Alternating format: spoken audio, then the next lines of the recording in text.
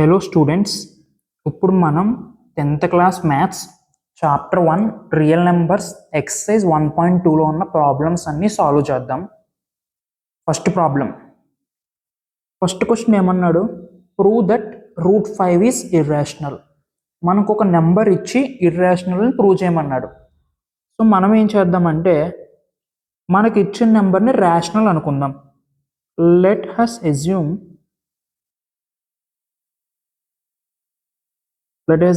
that √5 is rational number. So మనకు తెలుసు rational number అంటే a/b ఫామ్లో ఉంటుంది. So √5 is equal to a/b. So దీన్ని ఎలా రాసుకోవచ్చు? √5b is equal to a. Multiplication చేశాను, 5 into b, √5b a. So ఇక్కడ మనకు తెలియాల్సిన విషయం ఏంటంటే a and b are coprimes.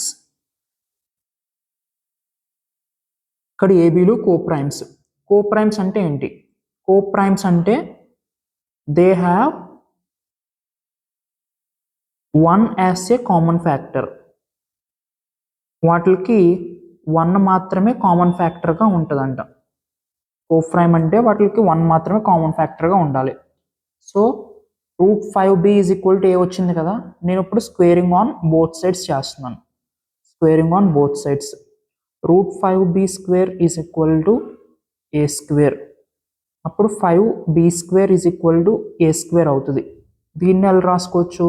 a² is equal to 5b² అని రాసుకోవచ్చు. దీన్ని నేను ఈక్వేషన్ 1 అనుకుంటున్నాను. ఇక్కడ మీరు అబ్జర్వ్ చేస్తే a² is equal to 5 into b² అని రాయగలుగుతున్నా. అంటే దాని అర్థం ఏంటంటే a² is equal to 5 into b². అంటే a² అనేది 5 యొక్క multiple. Therefore a² is divisible by 5. a² అనేది 5లో డివిజిబుల్ అవుతుంది. ఎప్పుడైతే a² 5లో డివిజిబుల్ అవుతుందో a is also divisible by 5. So a is also divisible by 5. a అనేది 5లో డివిజిబుల్ అవుతుంది కాబట్టి a is equal to 5c అని రాసుకోవచ్చు. సో ఫ్రమ్ ఈక్వేషన్ 1 నుంచి మనకి ఏముంది? a² is equal to 5b² అని ఉంది. ఏ వాల్యూ ఎంత? 5c. ఇక్కడ a is equal to 5c అనుకున్నాం కదా. ఆ 5cని a² సబ్స్టిట్యూట్ చేస్తున్నాం. 5c² is equal to 5b². 5² ఎంత? 25. c² is equal to 5b². ఇది ఇందులో 5 టైమ్స్. ఇక్కడ ఏమొచ్చింది? 5c² is equal to b² అని వచ్చింది. దీన్ని ఎలా రాసుకోవచ్చు? b² is equal to 5c² అని రాసుకోవచ్చు. అంటే b² is equal to 5 times into c² కింద రాసుకోవచ్చు. కాబట్టి therefore b² is divisible by 5. therefore ఎప్పుడైతే b² 5లో డివిజిబుల్ అవుతుందో b is also divisible by 5. b కూడా 5లో డివిజిబుల్ అవుతుంది. ఇక్కడ మీరు అబ్జర్వ్ చేస్తే కనుక ఇక్కడ a అనేది 5లో డివిజిబుల్ అవుతుంది. b అనేది కూడా 5లో డివిజిబుల్ అవుతుంది. therefore a and b having common factor 5. So ఏకి బికి కామన్ ఫ్యాక్టర్గా 5 ఉంటుంది. కానీ మనం ఏమనుకున్నాం? AR/BR కోప్రైమ్స్ అనుకున్నాం. కోప్రైమ్స్ అంటే వాటికి 1 మాత్రమే కామన్ ఫ్యాక్టర్ ఉండాలి. కాకపోతే ఇక్కడ 5 అనేది కూడా కామన్ ఫ్యాక్టర్ కింద వచ్చింది. సో మనం ఏదైతే ఎజ్యూమ్ చేసుకున్నామో √5 ఈజ్ ఏ రేషనల్ నెంబర్ కింద ఎజ్యూమ్ చేసుకున్నాం. సో మనం ఏదైతే ఎజ్యూమ్ చేసుకున్నామో అది తప్పు. అదే ఇక్కడ రాస్తున్నాను. therefore so this contradiction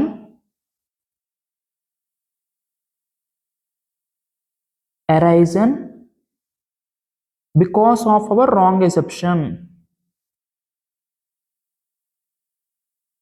so మనం ఏదైతే ఎజమ్ చేసుకున్నామో అది తప్పు. సో మనం ఏం ఎజమ్ చేసుకున్నాం? √5 ఈజ్ ఏ రేషనల్ నెంబర్ అని ఎజమ్ చేసుకున్నాం. సో అది తప్పు. So therefore √5 is an irrational number. So ఒకసారి బ్రీఫ్గా చూద్దాం అసలు ఏం జరిగిందో ఈ ప్రాబ్లంలో. మీకు ఒకసారి బాగా అర్థమవుతుంది. ఒక నెంబర్ ఇచ్చి దాన్ని ఇర్రేషనల్ అని ప్రూవ్ చేయమన్నాడు. సో మనం ఏం చేసామంటే ఆ నెంబర్ని రేషనల్ నెంబర్ అనుకున్నాం. సో మనకి ఇచ్చిన నెంబర్ని రేషనల్ నెంబర్ అని అనుకున్నాను. సో రేషనల్ నెంబర్ అంటే అది ఏ బై బి ఫామ్లో ఉంటుంది. √5 is equal to a by b. అప్పుడు √5b ఈజ్ ఈక్వల్ టు ఏ అయింది. స్క్వేరింగ్ ఆన్ బోత్ సైడ్స్ చేశాను. 5b² is equal to a² వచ్చింది. అంటే a² is equal to 5b² అని అర్థం. అంటే దీని అర్థం ఏంటంటే a²ని 5 టైమ్స్ ఇంటూ ఇంకో నెంబర్ కింద రాయొచ్చు. అంటే అప్పుడు a² అనేది 5లో డివిజిబుల్ అవుతుంది. a² ఎప్పుడైతే 5లో డివిజిబుల్ అవుతుందో a అనేది కూడా 5లో డివిజిబుల్ అవుతుంది. డివిజిబుల్ అవుతుంది కాబట్టి ఏ అనేది 5లో డివిజిబుల్ అవుతుంది. సో నేను ఏమని రాసుకోవచ్చు, a is equal to 5c అని రాసుకుంటాను. సో ఫ్రమ్ ఈక్వేషన్ 1లో a² is equal to 5b². So a value ఇందులో సబ్స్టిట్యూట్ చేస్తున్నాను. 5c² is equal to 5b². 5² అంటే 25c² is equal to 5b². ఈ 5 ఇందులో 5 times 5c² is equal to b² అని వచ్చింది. అంటే b² ఈజ్ ఈక్వల్ టు 5² అని అర్థం. అంటే b²ని కూడా 5 టైమ్స్ ఇంటూ ఇంకో నెంబర్ కింద రాయొచ్చు. దాని అర్థం ఏంటి, b² అనేది కూడా 5లో డివిజిబుల్ అవుతుంది. ఎప్పుడైతే b² 5లో డివిజిబుల్ అయిందో b కూడా 5లో డివిజిబుల్ అవుతుంది. దీన్ని బట్టి మనకి ఏం తెలిసిందంటే ఏకి బికి కామన్ ఫ్యాక్టర్ 5 ఉంటుంది. కానీ మనం ఏమనుకున్నామంటే ఏబి అనేవి కోప్రైమ్స్, వాటికి కామన్ ఫ్యాక్టర్ 1 మాత్రమే ఉండాలని అనుకున్నాం. సో మనం ఏవైతే ఎజ్యూమ్ చేసుకున్నామో అది తప్పు. మనం ఏం ఎజ్యూమ్ చేసుకున్నాం, √5 అనేది రేషనల్ నెంబర్ అని ఎజ్యూమ్ చేసుకున్నాం. సో అది తప్పు కాబట్టి √5 అనేది ఇర్రేషనల్ నెంబర్ అని ప్రూవ్ చేసాం. సో ఇది ప్రాసెస్. ఇప్పుడు మనం సెకండ్ ప్రాబ్లం చూద్దాం. సెకండ్ ప్రాబ్లంలో ఏమడుగుతున్నాడు, ప్రూవ్ దట్ 3 + 2√5 ఈజ్ ఇర్రేషనల్. మళ్ళీ ఒక నెంబర్ ఇచ్చి అది ఇర్రేషనల్ అని ప్రూవ్ చేయమంటున్నాడు. సో మళ్ళీ same process. Let us assume that 3 + 2√5 is rational number.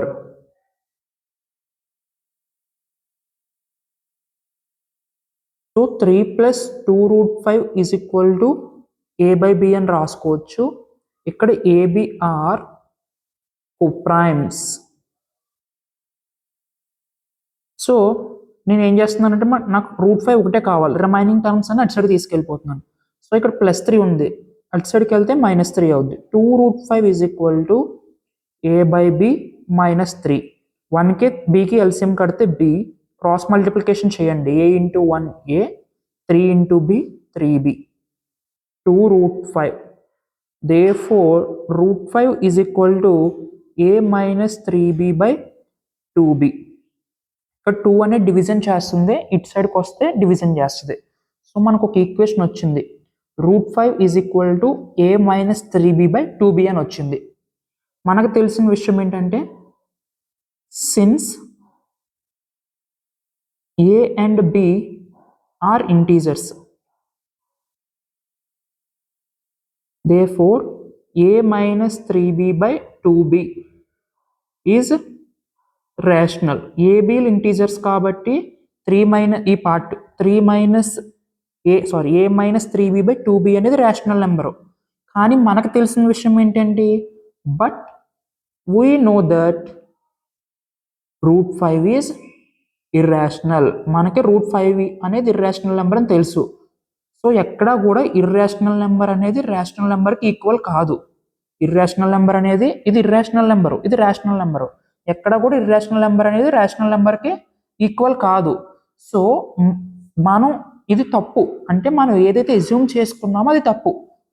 మనం ఏం ఎజ్యూమ్ చేసుకున్నాం, 3 + 2√5 అనేది రేషనల్ అని ఎజ్యూమ్ చేసుకున్నాం. సో అది తప్పు. సో మనం ఇది తప్పు కాబట్టి ఇది రేషనల్ కాదని తెలిసింది. సో ఈ నెంబర్ ఏమవుతుంది, ఇర్రేషనల్ నెంబర్ అవుద్ది. సో అదే రాస్తున్నాను. this contradiction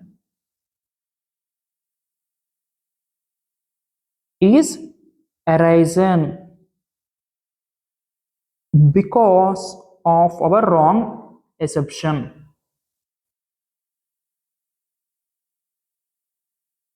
Therefore 3 + 2√5 is irrational number. So ఒకసారి నేను ఓవర్వ్యూ చెప్తున్నాను, మీకు బాగా అర్థమవుద్ది. ఒకసారి చూడండి. వాడు మనకు ఒక నెంబర్ ఇచ్చి అది ఇర్రాషనల్ అని ప్రూవ్ చేయమన్నాడు. సో నేనేమనుకున్నానంటే వాడు ఇచ్చిన నెంబర్ని రేషనల్ నెంబర్ అనుకున్నాను. సో రేషనల్ నెంబర్ అంటే అది a by b ఫామ్లో ఉండాలి. సో 3 + 2√5 = a by b అనుకున్నాను. సో ఇక్కడ +3 ఉంది, ఇటు సైడ్కి వెళ్తే -3, ఎల్సిఎం కట్టాను, √5కి √5కి ఒక ఎక్స్ప్రెషన్ తీసుకొచ్చాను. సో ఇక్కడ మీరు అబ్జర్వ్ చేస్తే ఇక్కడ a - 3b/2b ఉంది. ఇక్కడ ఏబీలు ఉన్నాయి కాబట్టి ఇది రేషనల్ నెంబరు. √5 అనేది ఇర్రేషనల్ నెంబరు. ఎక్కడా కూడా irrational number rational number equal కాదు. సో మనం ఇది తప్పని తెలుస్తుంది. సో ఇక్కడ ఇది వచ్చింది కాబట్టి మనం ఏదైతే ఎజ్యూమ్ చేసుకున్నామో అది తప్పు.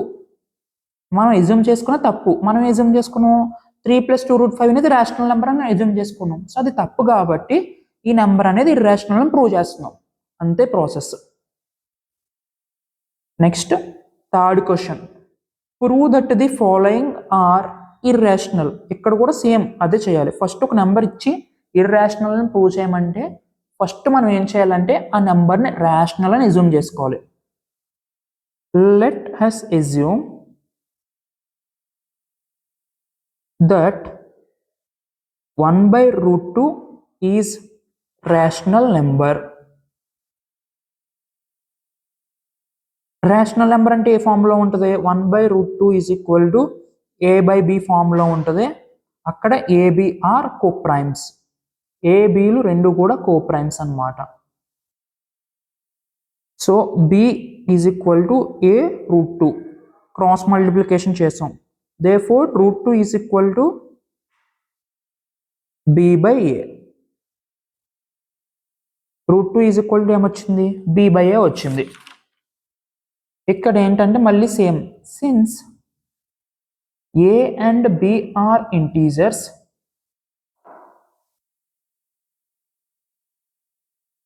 therefore b/a is rational.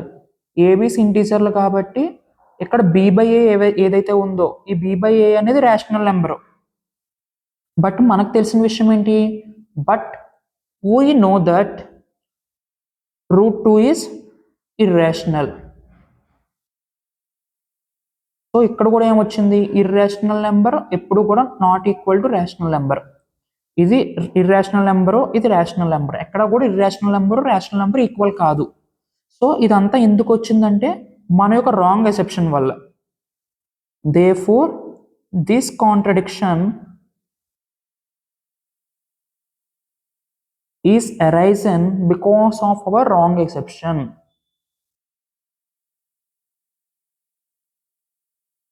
So మనం ఏదైతే ఎజ్యూమ్ చేసుకున్నామో అది తప్పు. మనం ఏం ఎజ్యూమ్ చేసుకున్నాం? √2 is రేషనల్ నెంబర్ అని ఎజ్యూమ్ చేసుకున్నాం. సో అది తప్పు కాబట్టి √2 is an irrational number. So అది. సో నెక్స్ట్ ప్రాబ్లం, ప్రూవ్ ఇక్కడ కూడా 7√5 ఇచ్చి దాన్ని ఇర్రేషనల్ అని ప్రూవ్ చేయమంటున్నాడు. సో మళ్ళీ same process. Let us assume that first ఏం ఎజ్యూమ్ చేసుకోవాలి? మనకి ఇచ్చిన నెంబర్ రేషనల్ అని ఎజ్యూమ్ చేసుకోవాలి. Let us assume that 7√5 is rational number. Therefore 7√5 = a/b. ఇక్కడ a and b are coprimes. నాకు √5 ఒకటే కావాలి. సో ఇక్కడ 7 మల్టిప్లికేషన్ చేస్తుంది, ఇటు సైడ్కి వస్తే డివిజన్ చేస్తుంది. √5 = a/7b. Since a and b are integers, ఇక్కడ ఏబీలు ఇంటీజర్స్ కాబట్టి a/7b అనేది rational number. But √5 is, but మనకు తెలిసిన విషయం ఏంటి? But we know that √5 is irrational. So ఎక్కడా కూడా ఇర్రేషనల్లో రేషనల్లో ఈక్వల్ కావు. సో ఈ కాంట్రడిక్షన్ ఎందుకు వచ్చిందంటే మనం రాంగ్గా ఎజ్యూమ్ చేసుకున్నాం కాబట్టి. This contradiction is arisen because of our wrong assumption. Because of our wrong assumption. మనం ఏం ఎజ్యూమ్ చేసుకున్నాం, 7√5 అనేది రేషనల్ నెంబర్ అని ఎజ్యూమ్ చేసుకున్నాం, అది తప్పు. So 7√5 is an irrational number.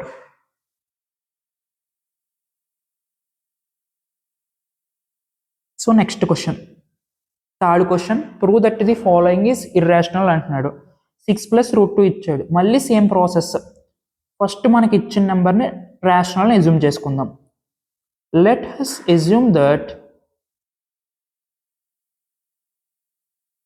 6 + √2 is rational number.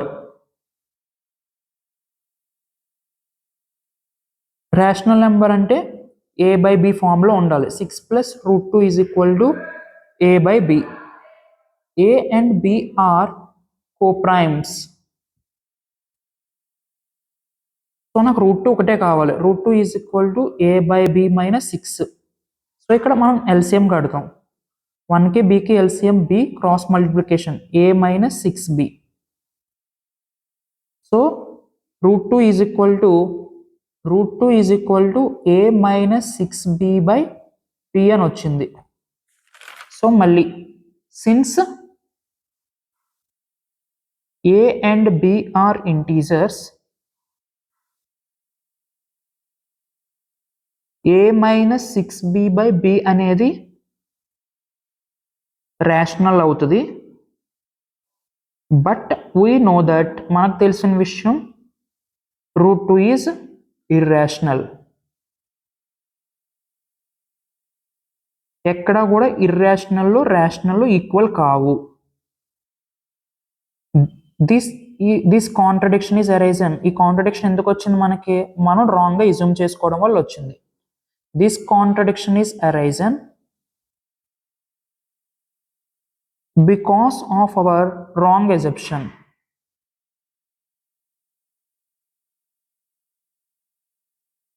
So మనం రాంగ్గా ఎజ్యూమ్ చేసుకోవడం వల్ల ఈ కాంట్రడిక్షన్ వచ్చింది. Therefore 6 + √2 is an rational number. So ఇంతటితో ఇంతే. ఏదన్నా సరే ఒకటే గుర్తుపెట్టుకోండి, మనకు ఒక క్వశ్చన్ ఇచ్చి అది ఇర్రేషనల్ అని ప్రూవ్ చేయమన్నాడంటే ఫస్ట్ దాన్ని రేషనల్ నెంబర్ అనుకుంటాం. ప్రతి సమ్ ఇంతే, దాన్ని ఒక రేషనల్ నెంబర్ అనుకుంటాం. అప్పుడు రేషనల్ నెంబర్ అనుకుంటే ఇర్రేషనల్ నెంబర్స్ అన్ని ఒకవైపు, రేషనల్ నెంబర్స్ అన్ని ఒకవైపు రాసుకోవాలి. ఎక్కడ కూడా ఇర్రేషనల్ నెంబర్ అనేది రేషనల్ నెంబర్ ఈక్వల్ కాదు. సో అప్పుడు మనం ఏదైతే ఎజ్యూమ్ చేసుకున్నామో తప్పని చెప్తాం.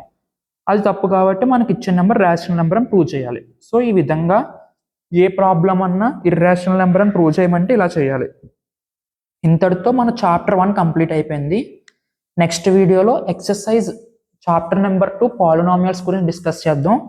అలాగే అందులో ఉన్న ఎగ్జాంపుల్ సమ్స్, ఎక్సర్సైజ్ ప్రాబ్లమ్స్ మొత్తం అన్ని చేద్దాం. సో అవి కూడా మీకు రావాలని నేను అప్లోడ్ చేసిన వెంటనే మీరు సబ్స్క్రైబ్ చేసుకోండి. Please like, share and subscribe to Telugu tuitions. And bell icon కూడా ఆన్ చేసేయండి. నేను వీడియో పెట్టిన వెంటనే మీకు వచ్చేస్తుంది. సో మీకు డౌట్స్ ఉన్నా, ఎటువంటి వీడియోస్ కావాలన్నా మీరు కామెంట్ చేయండి. నేను దాన్ని బట్టి ఏ వీడియోస్ చేయాలో మీకు ఇంకా బాగా ఫర్దర్గా రీచ్ అవుతుంది. Thank you.